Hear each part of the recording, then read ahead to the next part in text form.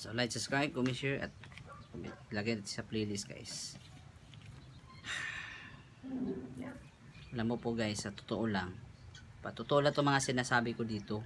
We are just telling the truth. Because the truth will set us free. Yun ang mga dahilan guys na maraming mga batang nagbubuli. Kasi feel nila na maiba na ng iba na manakit na ako ng iba para mapansin lang sila. Makita na ng attention attention seeker kasi nanay sinisigawan lang din sa pag-uwi nila sa bahay, walang suporta. Sabi ni nanay, question niya, bakit ganun ang sitwasyon ko, bakit ganun? Kasi ang bisyo number one, hadlang, tapos hindi naghanda, nakaasawa ng maaga, paano na yun ma-fix mo yun, di ba? Sa barko dapat laging handa. Then nandun na ang imong asawa mo rin, may bisyo din, di din makakatulong sa iyo, hindi din religious, may ugali din, na paano gagandang buhay mo dyan? Then ang iba nag-addict pa, naghahanap pa ng mga chicks, ibang asawa, o ibang babae o lang lalaki ang asawa mo, paano gagandang buhay mo? Yan ang mga dahilan talaga na bakit ganun nangyayari sa mga bata, sa ibang mga babae, lalaki. Kasi nung kabataan nila, pasaway din sila. Bakit pasaway sila? Dahil sa magulang nila. Mabiblame talaga ang magulang. Then sa kanila wala lang. Alam mo, yun lang din na ako sa ganito. Gusto natin na ayaw ganung sitwasyon. Maganda ka, age doesn't matter. Ang matter dito sa kaalaman, dito sa ating technology, sa panahon natin ngayon, technological ages o advantage time natin ngayon, diba? Iniisip na nila sarili lang, iniisip nila sariling bisyo nila. Sino ba nagturo naging bisyo sila? Meron bang bata na nagsisigarilyo talaga, bata pa nag-aalak? Wala, diba? Turo lang ng tatay, nanay yan, diba?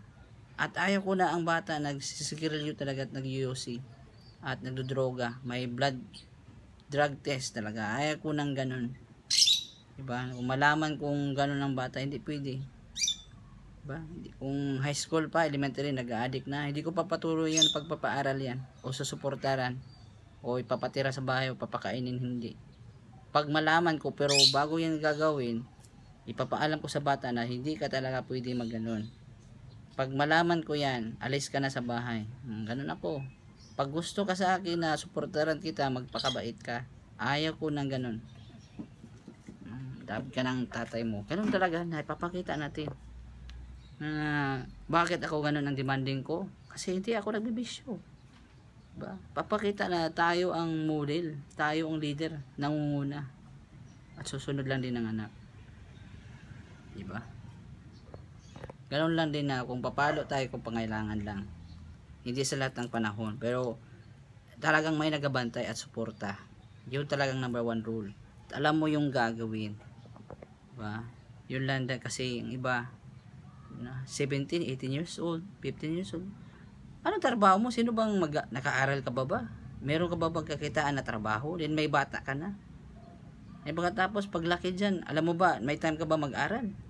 Sa pamilya, iba yung aral sa aral talaga, na mag-aral ka lang para sa work mo.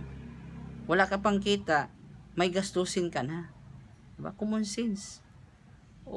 Gagastos ka na talaga. Pagbalabas ng bata, yung pagbuntis, gastos na yan. Tapos sino bang maggagastos dyan? May naipon ba? Diba? Hindi tayo, para tayo silanggam at si Tipaklong at sa silanggam. Hindi ka naghanda, nag-enjoy ka lang, being selfishness lang tayo, makasarili. Ano tuloy nangyari? Ang pamilya mo basag, sira, galit sa'yo, ayaw nila maniwala sa'yo. Bakit? Kasi makasarili tayo.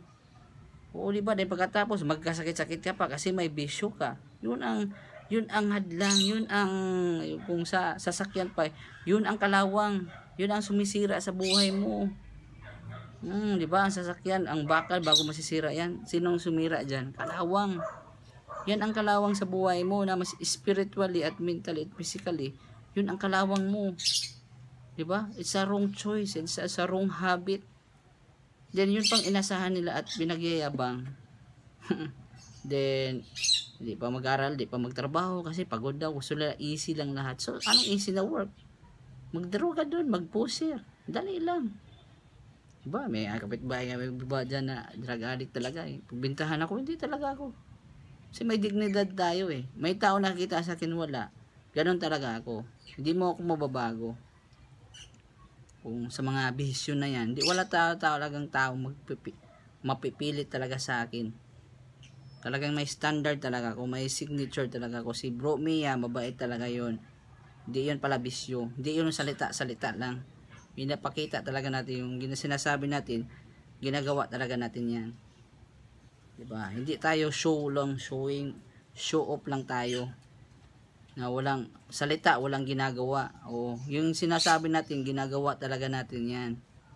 Okay? Yun lang din na ako, may chance ako, may opportunity na mag-share sa YouTube. Diba? Napakita ko na mag-share ako dito para gaganda ang buhay nyo. Diba? Huwag kayong magpaloko sa mga advertisement na yan, yung sa TV, social media na yan, mga sigarilyo. Sino pa nagturo sa inyo? Tanungin mo muna ang doktor. Diba? Ayaw ko din kasi once na nasimula mo na naging addict ka na, talagang parang naghukay ka na ng libingan mo. Diba? Parang nagpakamatay ka na talaga. Nakita mo na anong sabi sa Proverbs doon? Noon panahon pa, wala pang alak, alak pa lang noon. Yung walang self-control. Wala kasi ang din eh, Holy Spirit sa atin eh. The fruit of Holy Spirit. Self-control. Self-respect at saka self-control. Kasi bakit siya naging masama? Tingnan mo yung sa Proverbs chapter 29 or 30. Lemuel sabi doon na mag-aalak ka lang daw para uminom ka ng maraming alak para malimutan mo ang problema mo, para mamatay ka na. So anong i-purpose ng alak? Para ready ka na mamatay, para malimutan mo na ang problema. It means suicide. Pagpakamatay lang sa sarili. Paano na ng alak? Droga dun. Sama na yan. At saka paghanap ng mga chicks. Sabi pa sa Proverbs na niloloko ka lang. Diba? Asawa talaga. Yun lang din na mga wrong mindset, wrong teaching. Bakit ganoon? Kasi ang magulang walang time. Bakit ganoon na marami nangyari? Kasi walang time na magturo sa magulang. Hindi police officer ang magulang. Hindi binabantayan. Hindi mo monitor. Hindi tinatanong. Diba? Ang anak, feel nilang walang suporta. Mag-secretive yan. Mag-secreto yan. Tapos, kasi ganoon lang eh. Sinafeel nilang walang suporta at pagmamahal sa bahay. Yun ang nangyari sa bata. Nakita nila na sila ay parang pinabayaan lang. Kasi si nanay busy eh. Naghanap buhay doon eh. Yun. Hindi natin mabiblame yan. Yun ang masakit na katotohanan. Na ang kamalasan, napapasa lang din sa anak nila. Hindi yung kasalanan ng kasalanan ng tatay, dadamayin mo yung anak. Hindi. Yung kamalasan ng tatay, napapasa sa anak. Transfer siya ng kamalasan eh.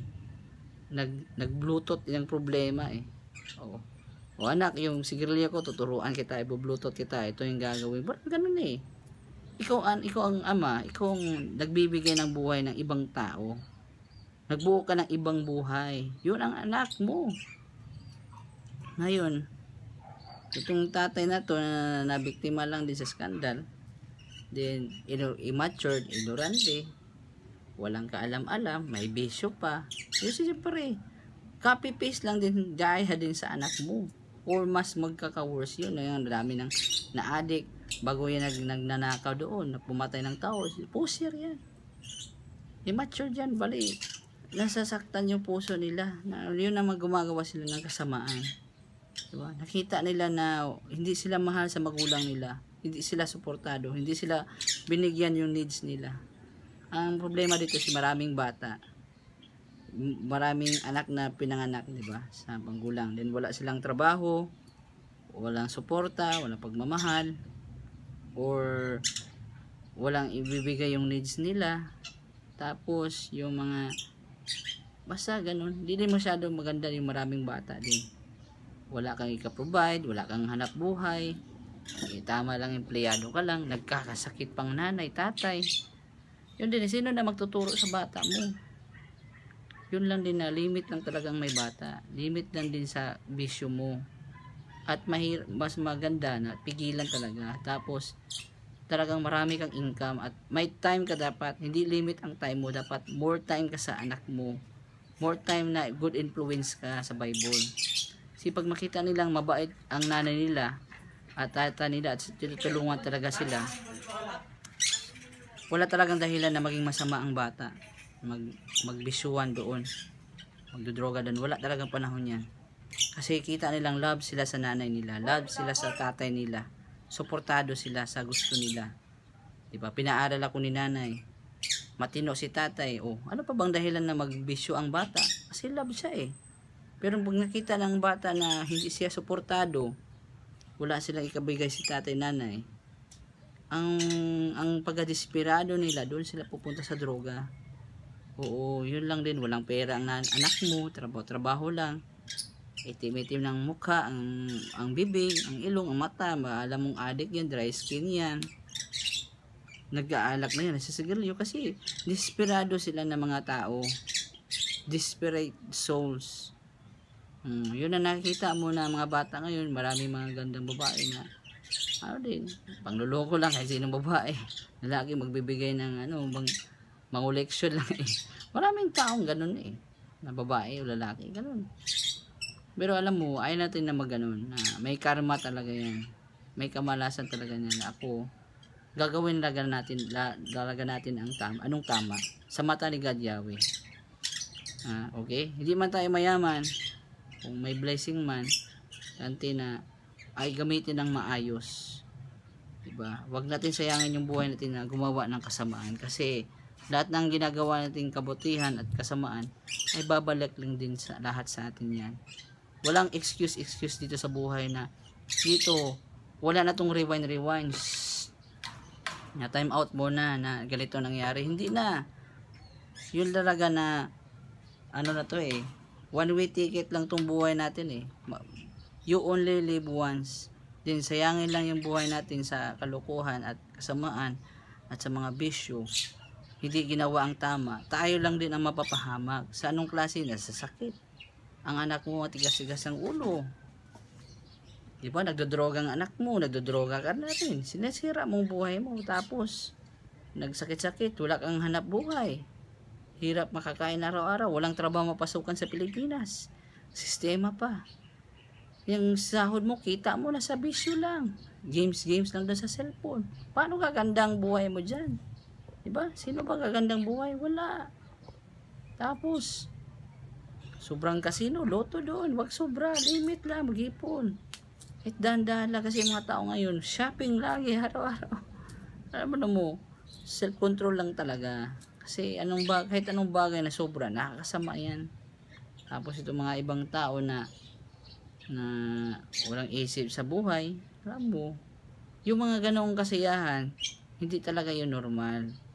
So it means marami palang hindi normal talaga sa buhay. Sorry na lang sa inyo, pero masasabi natin sa mga expert at doktor, kung ang sigarilyo hindi normal, marami talagang hindi normal talaga, sabi pa ng doktor, diba? Sanapin mo lang sa YouTube yan. So smoking and drinking is too much, is not a normal habit, sa mga sabi pa sa mga psychologists. So maniniwala ako sa doktor, kasi magkasakit ka, yun ang dahilan, marami pumupunta sa doktor, daming nagkakasakit, daming walang pera, daming tigas ang ulo, tapos balik-balik lang ang story. Sino ba? Yan lang dahilan na pag namatay, pag ang libing, wala na mag-claim sa bata, hindi matinong bata, napaaga ng maaga. Alam mo, yun ang story, nagbalik-balik, diba? Dahil lagi naghihirap, kasi walang kaalaman, diba? Sabi pa ni Ted Filon, ligtas ang may alam. Kung wala kang alam, sayang lang yung trabaho mo, pag-aaralin mo, sayang lang buhay mo, sayang lang lahat. Diba? Di natin sayangin yung buhay natin, kasi we only live once, diba? Yan, alam mo naman na araw-araw dapat motivated tayo, dapat masaya tayo araw-araw sa gumigising ka araw-araw, motivated ka, may goal ka, may vision ka sa buhay. Hindi lang tayo na just temporary lang, sa mga temporary yung problema ay alak lang ang solusyon mo, idroga mo lang. Hindi yan solusyon. Yan ang solusyon sa pagkasira mo, pagsira sa buhay natin. Yun ang solusyon. Kalukuhan, kasamaan. Yun lang din na walang magluloko kung walang magpaloko. Bakit maraming addict ngayon? Kasi maraming nagpaloko. Daming nagpaloko sa buhay. Dami din naghirap sa buhay. Okay, hindi tayo kontrabida dito. Gusto lang natin na sumaya lang buhay natin. Kung ano ba ng sitwasyon mo, talagang mahirap talagang buhay. Kung mahirap mo ng trabaho, mahirap talaga yan. Kung nahirapan ka na sa pag-estudyante mo at pagtrabaho ngayon, lalo na sa pag-anak mo, mas matindi talaga yan. Combine, mix na talaga yan, halo-halo na yan. Kung isang trabaho mo sa isang araw, mga 20 times ng trabaho mo, lalong pabigat at lalong pahirap habang tumatagal. Wag mo sayangan ang buhay mo. We only live once. Okay, like, subscribe, comment, share, love you, peace, love you all. Thank you po sa ating sitwasyon ngayon. Be serious. Ito mga sinasabi ko, hindi ako nagiinom ngayon, nagsasalita. Hindi talaga ako pala inom, hindi talaga pala bisyo. Nangarap lang ako sa loto, konti lang. Pero may self-control tayo. Okay, at may pangarap tayo at may goal tayo, plano. Diba? Hindi tayo tao na basta simple lang. Yung mga nagbibisyo dyan na mga normal person lang yun. Tayo ay mga unique person. Mga high standard person tayo. Okay? May bubuga tayo. Diba? So, yun lang masasabi ko na gumaya kayo sa akin o gumaya ka sa mundo. Diba? Pero tayo, bago ko to na-explain, grabe ka talaga kung explore sa buhay talaga. Hindi lang tayo mayaman. Pero kung may mga bayanata na gumaya sa isip ko, gumaya sa sinasabi ko at ginawa sa buhay talaga paglaki mo talaga, ikaw 15 years old, 10 years from now, 15 years from now, 15 anyos ka, kung 30 ka na ngayon, as in mayaman ka na, may negosyo ka na, at di ka pa magkasakit, saan ka pa hanap ng ganun, di ba? Iwasan mo lang bisyo. Mag-aral ka na mabuti, maghanda ka ng mga skill, at huwag kang mag-asawa ng maaga. Ubus talaga pera mo dyan. Skandal, magplano ka lahat, bili ka ng libro, basta gagawin mo lang yan. Kung sana alam ko pa lang to noong bata pa ako, siguro mayaman na siguro ako ngayon 30s. May sariling sasakyan, sariling bahay. O di ba? May magandang pamilya at anak, matino, mabait. Yun ang gusto lahat. Pero bakit di nagagawa lahat? Kasi may bisyo lahat. Sinong pinapayaman mo at magkasakit ka pa, pupunta ka lang sa doktor, then pagkatapos may paghanda ka ba na pangpagamot mo sa sakit mo? Wala. Di ba?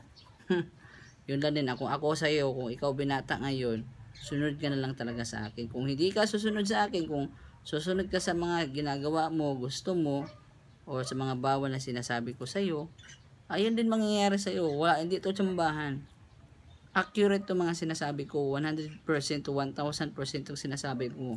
Pag susunod ka sa akin, gaganda talaga buhay mo. Pag hindi ka susunod, maging pare ka lang sa sinasabi ko na maging pasaway ang anak mo, nagkakasakit, walang pera, naghiwalay sa asawa, di ba? Mamatay sa sakit, pag ilibing, walang ililibing, tatapon ka lang sa malaking cross. Alam mo, life is what we make it. Life is what we make it. Yung buhay natin ay ginawa natin yan. Di mo masisisi yan sa nanay, tatay mo. Kung ikaw gagawa sa isang desisyon, mag-isip-isip ka na. Kasi ito mga sinasabi ko, totoo to. Wala tayong halong biro dito, nagluloko. Okay? Kung hindi ka susunod, nasa iyo na yung problema mo. Suluhin mo na lang. Pero pag susunod ka sa akin, walang mawawala sa iyo. Yung problema lang mawawala sa iyo. Maniwala ka lang sa akin. Mag-comment ka na lang sa future times. So, like, subscribe, comment, share, love you, peace, love you all. Thank you po. Basta sinasabi ko lang, the truth will set us free. Itong mga sinasabi ko, katotohanan lang to. Hindi tayo magsinungaling dito, bawal ni YouTube yan. Basta susunod ka lang sa katotohanan, maganda talagang buhay mo. Walang mawawala sa iyo, 100%. Thank you po. Hanggang sa future times. Thank you po.